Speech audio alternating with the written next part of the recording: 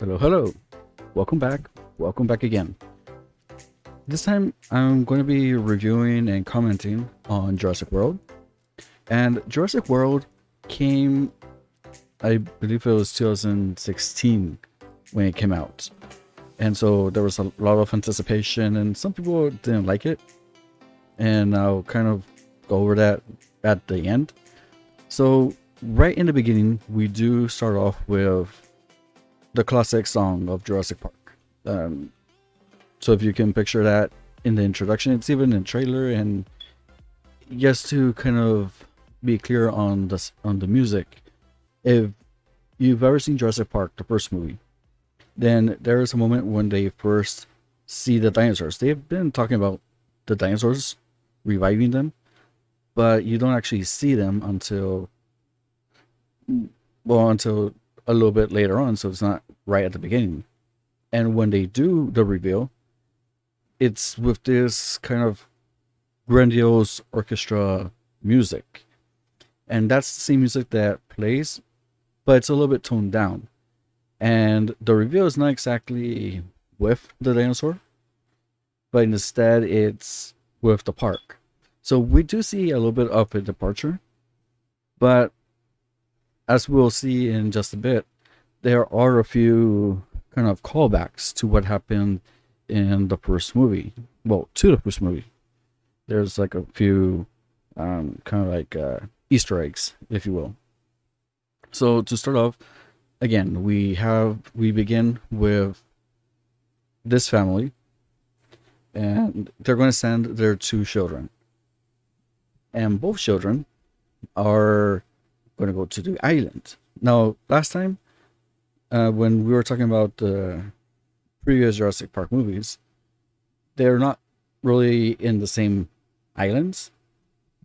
And to kind of go over and be a little bit more precise, the Jurassic Park as a world, it involves an archipelago, which is like a chain of islands, not that don't exist in real life, off the coast of Costa Rica, and they're known as the La Muerte archipelago.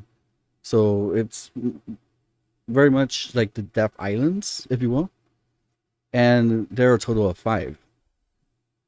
For this movie, Jurassic World, we're back in the first island, Isla Nublar. And so what we see is that, well, Jurassic Park is open once again, except it's not really called Jurassic Park. And so if we go back to the two children at the beginning, we do see that there are two brothers. If I remember the names, Zach and Gray, and they're being sent by their parents, kind of like on a vacation with their aunt. Their aunt is Claire. She helps manage the park, and so they're on the way over.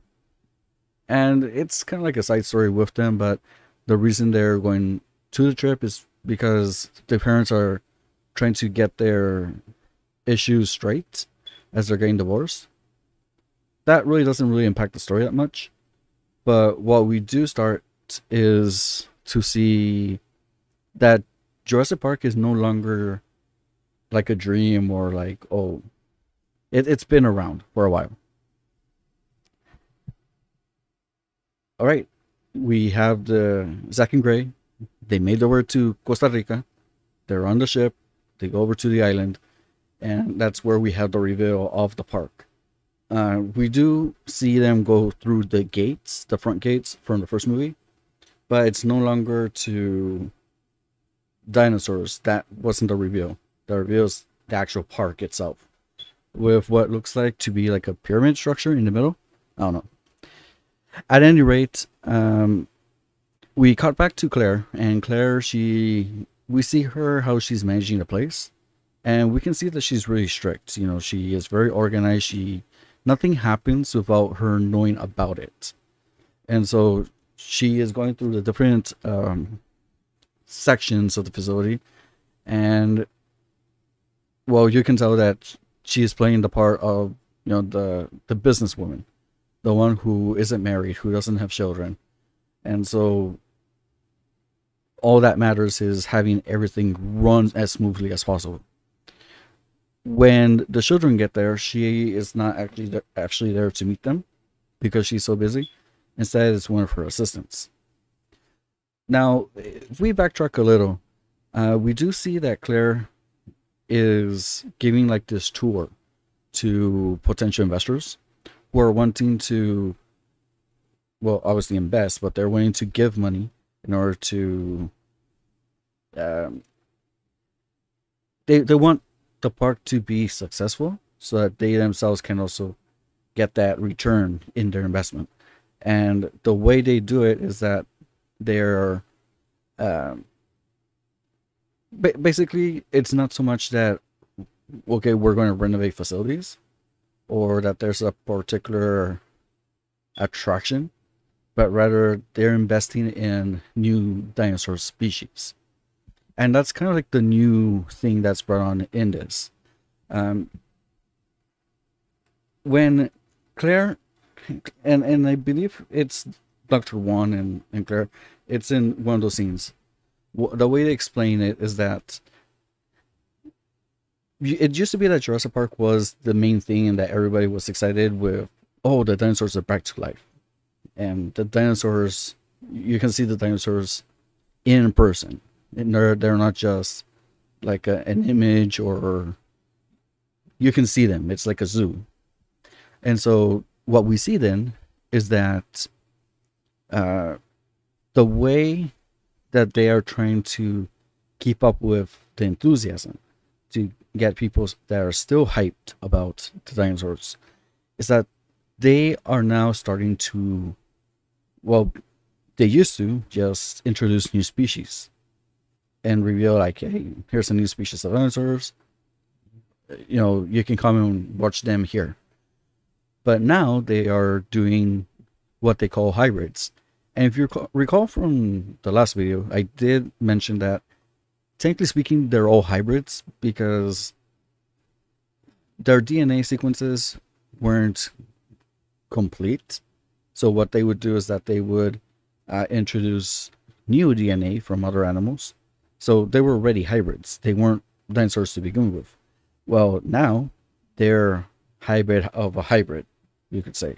So now that's what they were working on a new species where they are crossing with different dinosaur species, but also with different animals to kind of genetically engineer an attraction.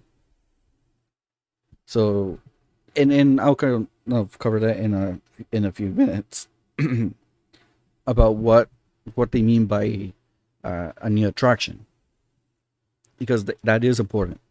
But before that, Claire sent off the kids to tour the island to kind of, have fun. The kids do have their back and forth, and when I say kids, I mean Zach is a little bit older, possibly almost college age. Gray is more like probably middle school, maybe.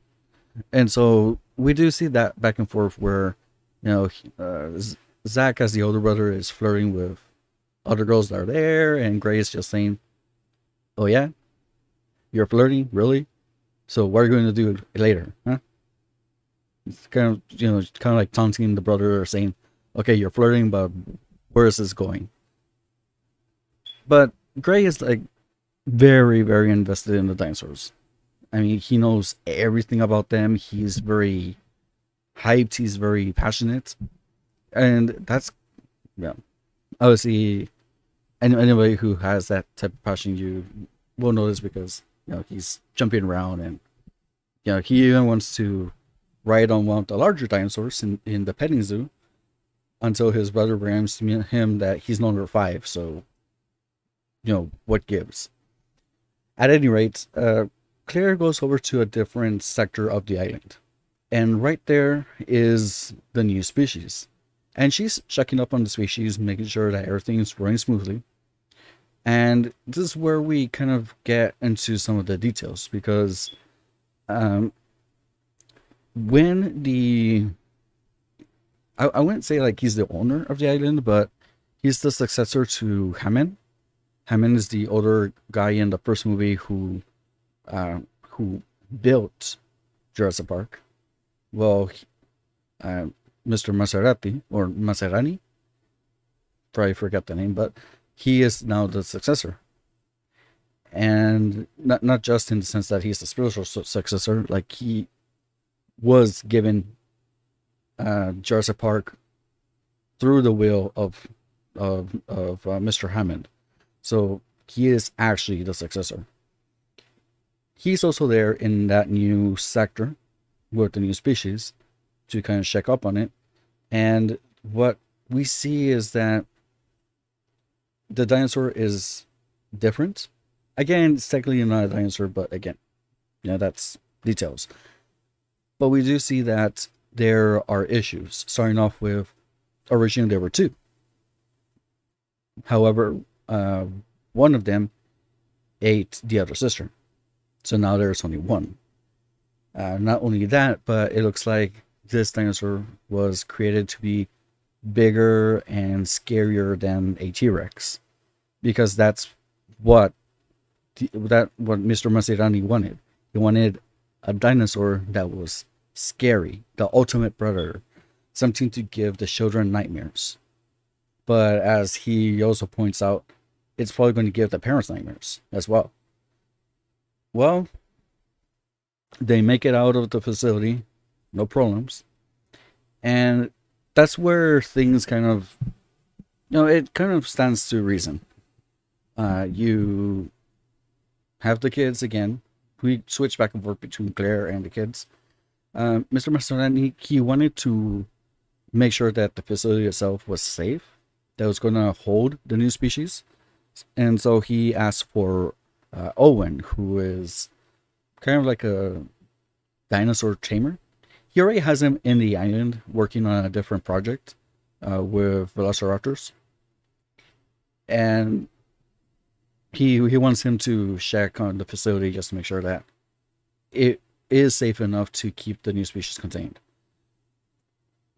Claire goes over to Owen. Apparently they had a first date, but they couldn't get past the first date. And so there's a little bit of history of them. Owen does go over to the facility, and what he finds is shocking. Starting off that when he learns that this dinosaur doesn't really socialize. So this dinosaur has been kept in captivity since it was born. It has no other dinosaurs with it. It only knows the crane as kind of like, the one that gives it food. And other than that, it doesn't know its place. Like the way he describes it is that the dinosaur doesn't know its own identity. And because it hasn't socialized, it's really not going to have like the best of predispositions if it's faced with another creature. Now, Claire does point out that it's kind of rich because all dinosaurs are bred and kept in captivity.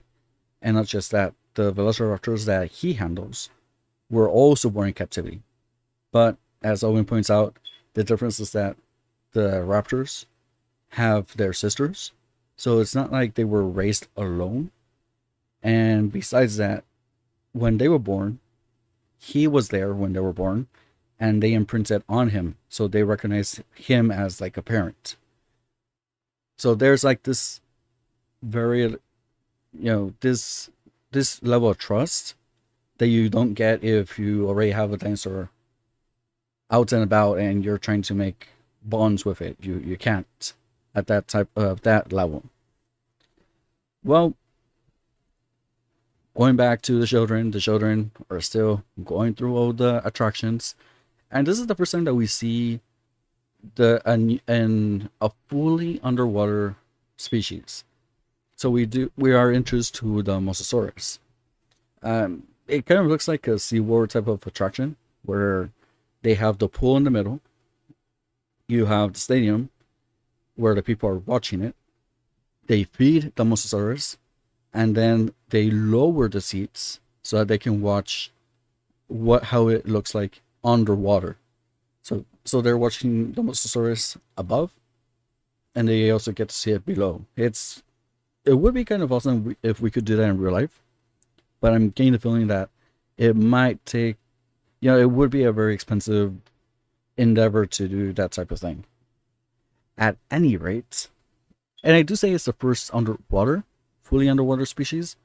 If you remember Jurassic Park 3, we did have the Spinosaurus that is very amphibious because it would be on land and then it would go in the water. But the Mosasaurus is kind of like the first species where it's just an underwater dinosaur, right? So that was fun, actually.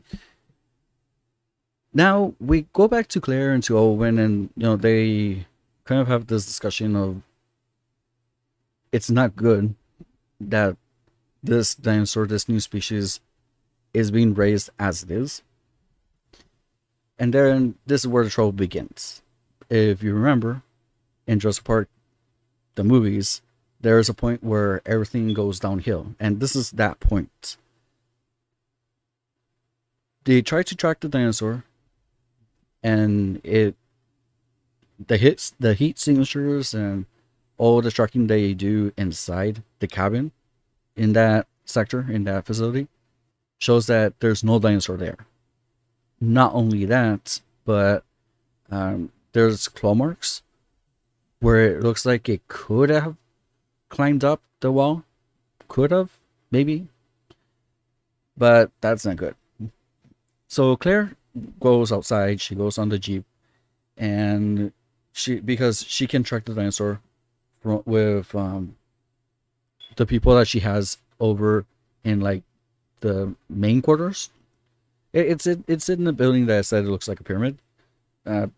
They do have like their facility there where they keep track of all the dinosaurs and all of the attractions in case of an emergency. And so she starts contacting them, heading over there just to overlook the situation, when over the radio, the one of the persons that she's in contact with tells her, well, no, it shows that it's still there. The dinosaur is still inside. Well, it's kind of too late, because as Owen and the security guard that's there, they go inside, and that's when the new species of dinosaurs comes up. This new species, I should have mentioned, its name is Indominus Rex. Why? Well, because they wanted a cool name. Go figure.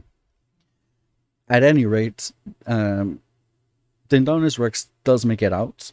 It kills 2 people from the facility. It's about to eat Owen, but Owen manages to stay hidden and covers himself with Vaseline just to mask his scent. The Indominus Rex leaves, and now we have a loose dinosaur.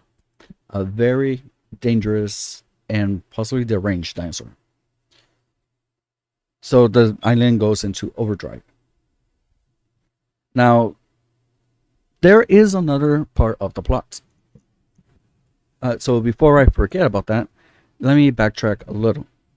When we are introduced to Owen, the character, we meet him over at the Raptor facility, where he is training his raptors for obvious reasons, for research. Now, there is another, he works for InGen, so for the same company, but this is more of like the private security section of the company. The head guy, his name is Vic. He's the one that's kind of overseeing the operation.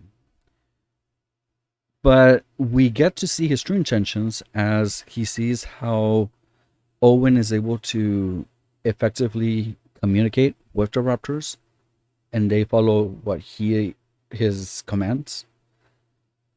And so his immediate thought is, well, we can use them for war, basically, because you can leave the raptors in the battlefield, and that should kind of keep at a minimum casualties, and it's it's highly effective. Owen doesn't like this. Nobody else likes it as well. And one thing that Owen makes very clear is that these are still wild animals. Even though they were made in a lab, they're still wild animals. So yes, they do listen to him to an extent. But imagine, even if they listen to you, at what point do they decide that they want to stop listening to you and do whatever they want? That's when you're in trouble. And so we do have that extra character, Vic. Now we're getting into more of the plot with, before we were following a group of characters, like in each of the Jurassic Park movies, and we would see their survival, and that was what that was about. Now we're kind of getting to see InGen, the company, as actively being part of the plot. It's no longer in the background. I'll go over that at the end. To not make this too long, they start looking for the Indominus Rex. They do manage to track it, so they send this patrol unit with non-lethal weapons, because the Indominus Rex in Mr. Maserani's eyes is still an asset to, as an attraction for the park. Well, they follow it, they locate it, but all they find is a piece of flesh with a tracker stuck inside. And it turns out that it's the tracker that was placed inside the Indominus Rex, who was able to rip it out, so now they can't track it anymore. The Indominus Rex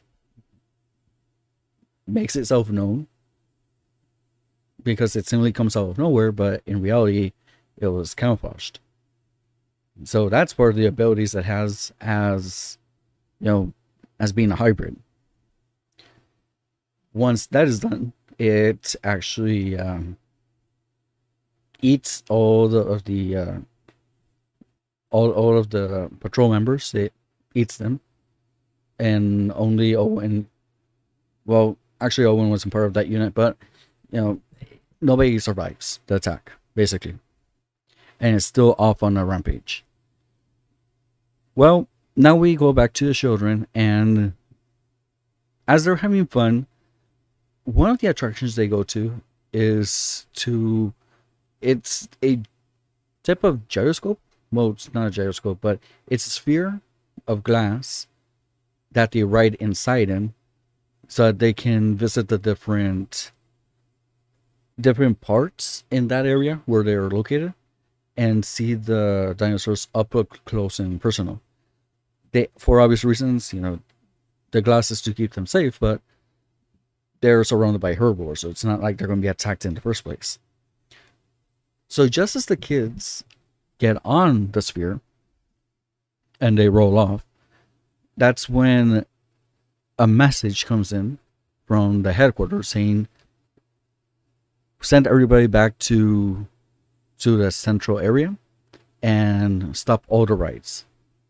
Well, there was already people out in the ride, so they couldn't get them all, but still, they're starting to treat this as something very serious because the Indominus Rex is still out and about. And not just that, but the stage of alarm, that they're not alarming the people there, but now they're treating it as something more serious. It's not just those are escaped. It's, okay, there's a dangerous predator and we have to keep the people safe. And that's what they try to do.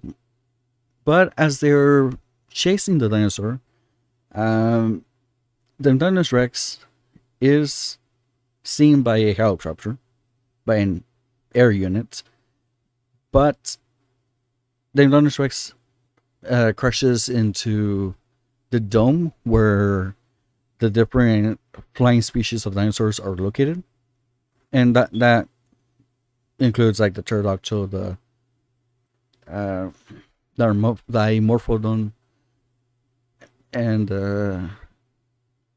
pterosaurs. They have different names and they're different species. So you have like the classical pterodactyl look, and then there's some that they look like the head of a dinosaur, but the wings and body of a pterodactyl with a long tail. That's kind of like the best way to describe it, but it's several different species of those, and they're out loose. Not just that, but the air unit crashes, and now not just the soldiers that were in that are lost, but Mr. Masarani, who was flying the helicopter, also dies in the crash.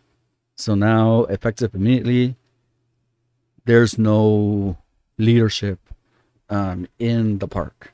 Well, kind of, because Bick does take the opportunity to send his own unit from the security section of the company, and is now overrunning the place. Not just that, but he's now going to weaponize the raptors in order to hunt down the Indominus Rex. And that's kind of like very sneaky, because that's something he wanted to do out in the field and kind of like a test run. But now this is his chance to actually see the raptors, in a real situation, a real life situation. Well, we're going back to, I know this is kind of dragging on, but the kids, they do kind of go off-road with their sphere because, hey, they want to have fun, and besides, Zach sees that his brother is kind of down because he knows his parents are going to get divorced. So he tries to cheer him up and say, hey, let's see what other dinosaurs we find. And they find the Ankylosaurus. And if you remember from the last video, I did call that the Armosaurus because I couldn't remember the name. The name is Ankylosaurus. And it has like a club-like tail. At any rate, this is where trouble begins for them, because they do run into the Indominus Rex. Not just that, but the Indominus Rex tries to eat them. It does break the sphere, but they're able to make it out. And the first facility, the old one from the first Jurassic Park movie, they run into that same facility and they are able to run the Jeep. Okay, this is where I say it's, how can that be?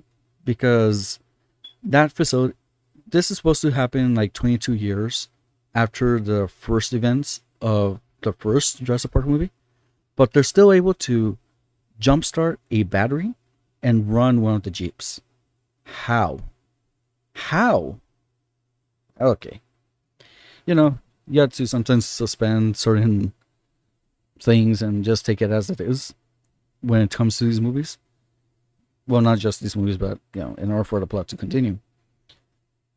They make it out alive. They're still being chased by Indominus Rex. The Indominus Rex is that predator that is following them around.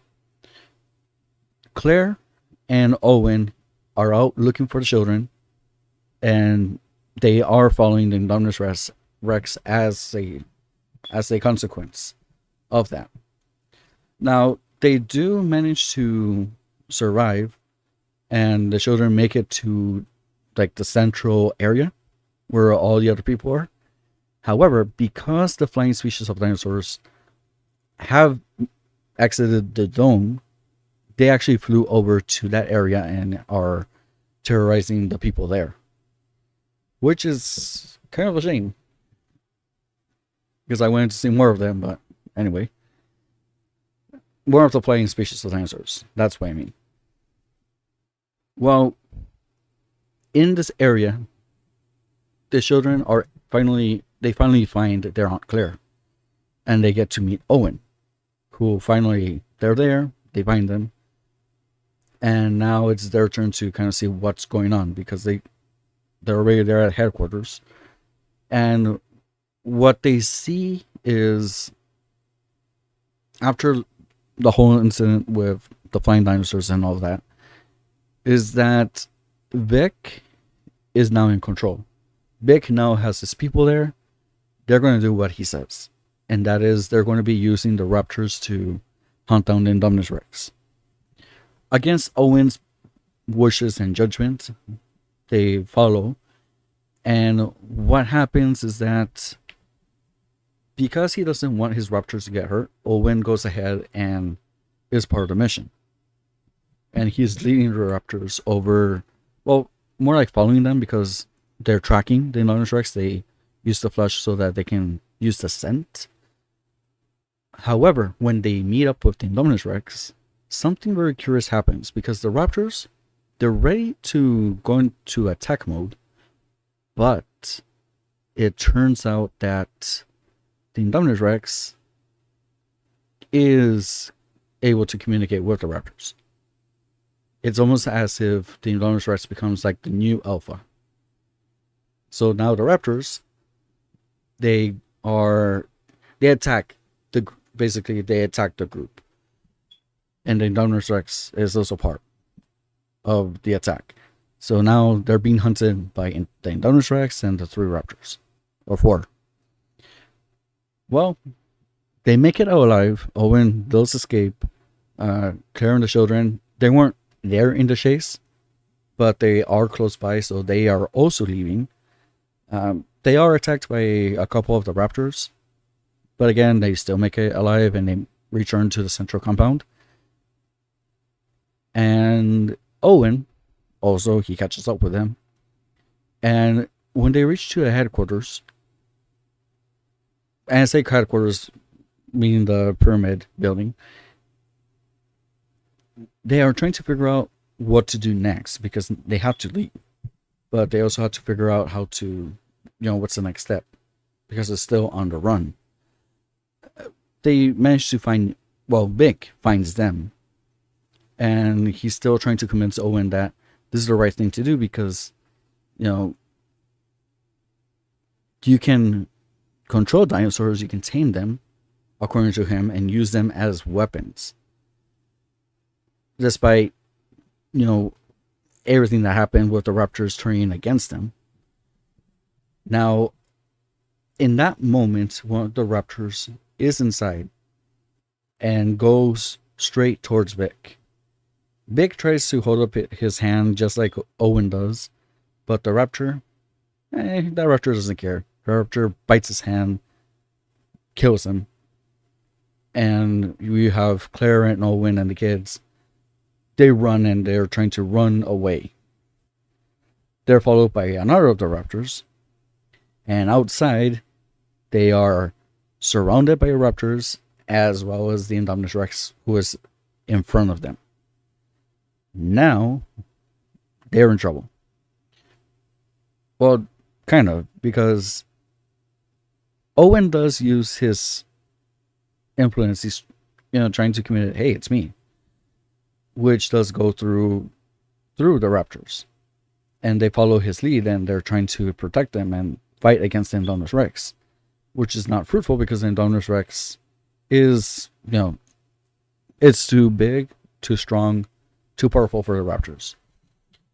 Now they're in trouble because only one raptor, which is blue, only one raptor is fit to fight and is not going too well. And the rest, as much as they hide, they can't really escape. Claire has this idea. It's kind of jumps to her head, and she asks for her contact again for the paddocks, and asks for him to open up the paddock where the T-Rex is. Of course, she doesn't say T-Rex, but she specifies this certain paddock to be opened. She goes over, has it open, and you see the mighty T-Rex. She runs out back to where the Indominus Rex is, and now we have T-Rex versus Indominus Rex.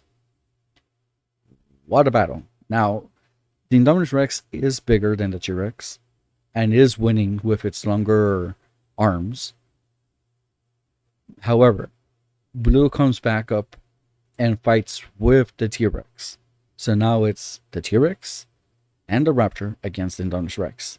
And this is one of the, well, this might seem like the kid part of me, but you have one of the best looking scenes that a child can have regarding dinosaurs, because you have the T-Rex and then the Raptor climbs up on the T-Rex. They both roar at the Indominus Rex before they start attacking it. And whoa, they do overwhelm the Indominus Rex until they reach over to they reach towards the pool area. I say pool, but it's where it's kind of like where there's a body of water right at the edge, until the Mosasaurus jumps up, grabs the Indominus Rex, and takes it to the water, where it is never seen again. Never. Which is quite the fight. Well, now that everyone and almost everything has died, Claire, Owen, Zach, and what was the other child's name? And Gray. Yeah, Gray. The four of them make it all alive. They make it to the compound with the other people. They get on the ship. They arrive to Costa Rica. The children's parents are there looking for them. They find them. And that's kind of like the whole thing. The ending, the closing scene does go back to the island. And up on a part, it's right, not like a cliff, but it is in a high up area. You do see the T-Rex stand up and gives it a roar. And that's how it ends. That's how it ends. Now, a couple of things to note. The Jurassic World, or at least this first movie, it doesn't really follow a lot of patterns from the Jurassic Park. I mean, they do have some Easter eggs back to the first movie, but we start seeing that it's no longer just about the dinosaurs, and it's not just a formula of you have this group of people, we follow them, how they survive the island, and then they make it out alive. Now in this movie, we start seeing that, yes, we have this group of people, and then we have InGen as a company more on the forefront as part of the plot, or the main plot, I should say. No longer in the background as much. But now, things are getting more different. So let me just go over, a couple of things that kind of call back to the first Jurassic movie. Yeah, when we go back to the parents saying, good luck on your trip, the mom makes an offhand comment saying, oh, if a dinosaur comes after you, remember, run. Which is exactly what happens. Dominus Rex shows up, they run. Another thing is that while Jurassic Park introduces new species, this one they did introduce a couple. Like I said, they did introduce a few new flying species of dinosaurs, not just the pterodactyl that they showed in Jurassic Park 3, but they also had the Mosasaurus, and then they also had the let's see, what other new dinosaur was there? I want to say, no, I think the Triceratops was in the first movie. Well, at any rate, there weren't that many new dinosaurs. But now we have a new dinosaur, which is the Indominus Rex. The Indominus Rex is a hybrid of hybrids. So it has part T-Rex, it has part tree frog, which is how it evaded being tracked in the facility in the first place, when they thought that there was no dinosaur there. It hid its heat signature, meaning that it made its body colder, so that's why they couldn't sense any body heat from it. It was also part cuttlefish, which is kind of like a type of squid. And one of the things that it had is that it can camouflage, which is what it was doing when it took off its tracker. It camouflaged itself, and nobody could see it until it showed up and just ate the others. Now, Dr. One, and yes, Dr. One is in this movie. He did this intentionally. Well, yes and no. He intentionally put in DNA from other animals, but so that this new species of dinosaur can grow quicker, have some of the predator traits that they were looking for a cool dinosaur, quote unquote, and to sustain like the rapid growth and to have it survive a little bit longer. So because of the tweaks, it also was going to express like some of the characters from the other animals that are made part of it. Now, the reason that Tyrannosaurus Rex could talk to the raptors is because it was also part raptor. So as you can see, it's a hybrid of hybrids. That is something that's new to the series because dinosaurs are already hybrids. But to see that they intentionally made a dinosaur species that didn't exist, that they made their own dinosaur species, that's a new thing. That's something we haven't seen in the other Jurassic Park movies. Now, when we go back to like the island and all of that, in the end sequence where the T-Rex comes out in Jurassic Park 1, when they're in the building and they're running away from the raptors, the T-Rex, kind of like a Deus Ex Machina situation, comes in, breaking the walls, but it also breaks this kind of T-Rex skeleton. And that's how it kind of makes itself known in that scene. It breaks the skeleton and starts roaring at the raptors. Something similar happens here because as Claire was leading the T-Rex to the Indominus Rex, again, she runs by the skeleton, which the T-Rex breaks, and it's a skeleton of a T-Rex, leaning it right into the Indominus Rex, which happens to be part raptor. Very similar to how in Jurassic Park happened, the first movie. There's other callbacks that right now don't call to mind, but you can tell that there are a lot of references of what happens, of what has happened. And that's kind of the thing. Even Dr. One, at the end, he took the species that he could with him to continue his work in a different place, in a different facility.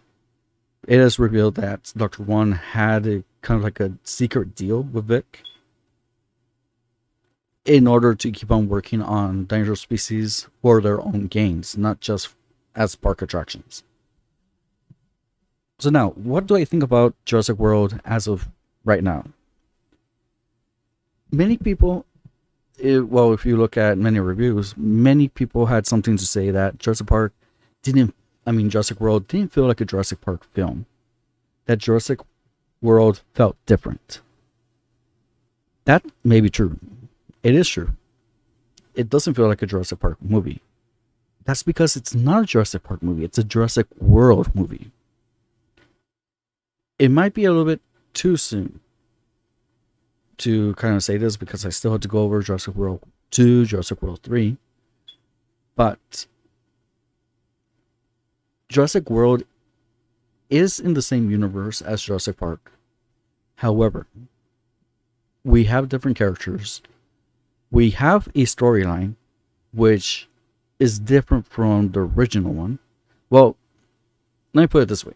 We are doing like a continuation of the background storyline But in Jurassic World, it comes more to the forefront. So now we're following what happens when a company goes overboard, not just playing God, but now trying to use it as a leverage against other people. Things don't go that well. Like Dr. Malcolm said in the first movie, nature will find a way. It will always find a way. And that was very true in this movie. Even though the dinosaurs, some of them were out and about without being in cages, but you still had that at the end of the day. When the predator wants to be a predator and no longer be a tamed animal, there's nothing to stop it. So what do you think about Jurassic World? Jurassic World is a good movie. You have to understand it is not a Jurassic Park movie. Jurassic World is still part of the universe, but it's its own story and it's its own thing. Not to be compared with Jurassic Park. If you go in with that mindset that it's a Jurassic Park movie, you're already going to expect something else completely and you're going to be disappointed. Jurassic World is a good movie, but you have to think outside that it's another Jurassic Park movie, which it isn't. It has its own merits, and it's, it deserves its own place within that universe. Alright, it sounds like I've been dragging on and on and on, so I'll just end it with this. I'm excited to watch the other two movies. I watched the second, I haven't watched the third one. Hopefully we'll get a little bit more context as to the company of InGen as a company. Hopefully we'll expand the world a little bit more. And we'll see, hopefully we'll see outside of the aliens, because up till now, in all the Jurassic Park movies, and including this one, we've been restricted to the islands. But what about the world at large? We do get these references that people have been to Jurassic Park, people are aware about the dinosaurs, but we have yet to see the actual world, how it is. And that's something I'm excited to explore, starting with the next movie. At any rate, that's all for now. This has run a little bit longer than I would have liked. Hopefully you haven't got too bored. And, well, hopefully you're all doing well. Stay safe, stay healthy, be kind to those around you. You never know what they're going through. Bye-bye.